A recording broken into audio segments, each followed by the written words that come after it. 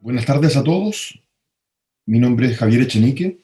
Soy profesor del Departamento de Filosofía de la Universidad Adolfo Ibáñez y vengo a hablarles del cambio, en estos tiempos de cambio. Todos sabemos lo que significa que algo cambie. Todos sabemos lo que es una caminata por el parque. Todos sabemos lo que es el crecimiento de una flor en primavera. El hecho de que una hoja se marchite en otoño, el avance de un glaciar, etc., ¿no? Sin embargo, algunos filósofos antiguos, en particular Parménides, generó algunas reflexiones acerca del cambio que hicieron de esto un fenómeno problemático. Parménides es un filósofo del siglo VI a.C., que escribió un poema llamado el Poema del Ser, por algunos, que versa precisamente sobre el ser. Y Parménides había dicho esto: solo un relato de una vida queda aún, que es, en ella hay muchísimos signos, que siendo ingénito es también imperecedero, total, único, inconmovible y completo. Lo que le llamó la atención a Aristóteles, que vendría a escribir acerca de este fenómeno del cambio un siglo y medio después de Parménides, era que Parménides estaba sosteniendo aquí que el ser, lo que es ingénito e imperecedero, no solamente único, sino que además no nace ni muere, y es inconmovible, no está sujeto a cambio. Y la idea de Parménides pareciera haber sido esta: lo que es no puede provenir de lo que no es, pues de la nada nada proviene. Esto le parecía obvio a Parménides. Segundo, lo que es tampoco puede provenir de lo que es, porque lo que es ya es. Por lo tanto, lo que es siempre ha sido, es ingénito. No nace, no se genera, y por lo tanto no está sujeto a cambio. Cuando Aristóteles escribió acerca de este fenómeno del cambio, en un libro que él llama La Física, que trata sobre la fisis, la naturaleza, se vio enfrentado a este problema. ¿Cómo hacer sentido del cambio si lo que es no puede provenir de la nada, ni tampoco de lo que ya es? Ese es el problema de Parménides.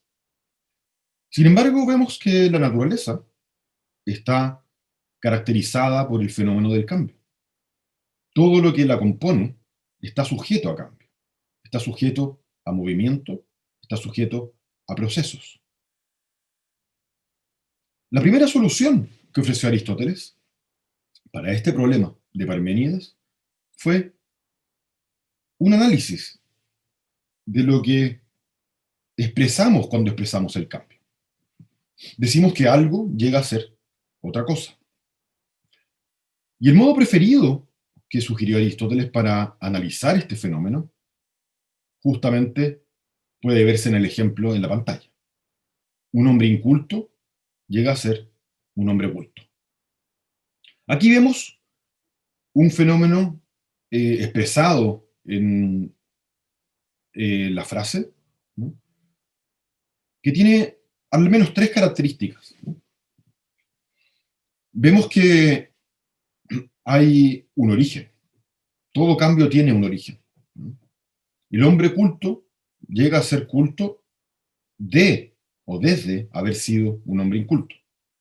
Hay también un reemplazo de propiedades. El hombre que era inculto ahora es culto. No puede seguir siendo inculto si ha sufrido un cambio en cuanto a su cultura. Y, en tercer lugar, Aristóteles descubrió que había un sustrato, algo que permanece a través del cambio.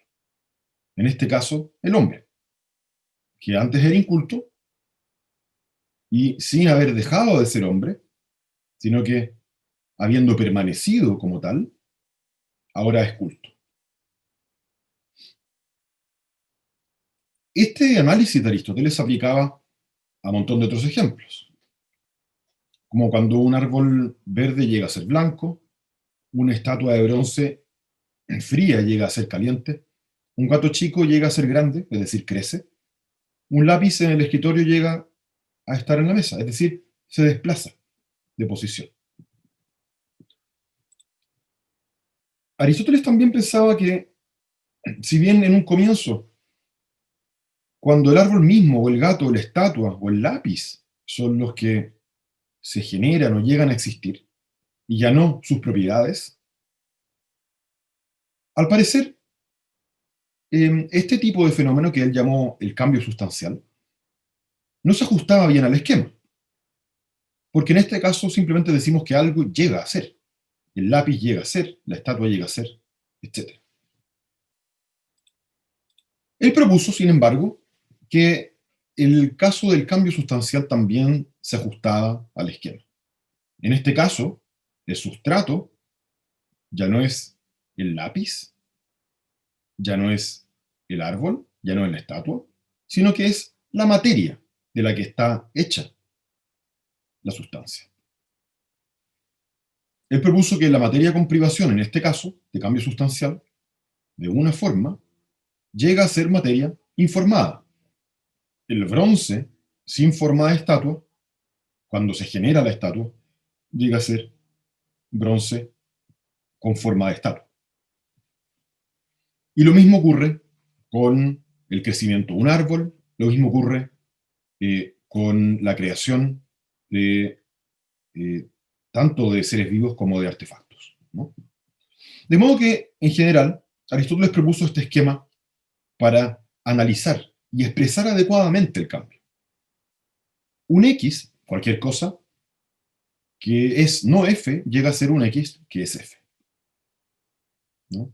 Esto solucionaba el problema de Parmenides porque de algún modo lo que llega a ser, lo que se genera, llega a ser a partir de algo que no es, como pensaba Parménides, que no era posible, pero también a partir de algo que es, como pensaba él también que no era posible. Pero en realidad son cosas distintas. Cuando una hoja se pone verde, por ejemplo en primavera, llega a ser verde a partir de no haber sido verde, a partir de un cierto no ser. Pero también llega a serlo a partir de haber sido hoja, a partir de haber sido algo que ya es, a partir de un sustrato que permanece. Por lo tanto, este análisis, pensaba Aristóteles, soluciona la paradoja del cambio, el problema del cambio, eh, propuesto por Parmenides. ¿Pero qué es el cambio? ¿Cuál es su naturaleza? Aristóteles propuso la siguiente definición de cambio. El cambio, dijo él, es la actualidad de lo que es potencial en cuanto potencial. Podríamos ver este ejemplo, esta definición de cambio con un ejemplo, ¿no? En esta definición, Aristóteles lo que hace es introducir el concepto de potencial, potencialidad y actualidad, que introduce una nueva complejidad en el análisis. Él propuso que algo que no es F y llega a ser F, una hoja que no es verde y llega a ser verde, en cierto sentido es potencialmente verde, antes de haber ocurrido el cambio.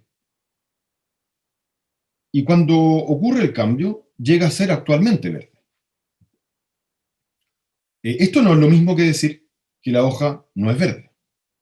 Decir que, además de no ser verde, es potencialmente verde antes de ocurrir el cambio, significa que puede llegar a ser verde. Y no todo tiene esa característica.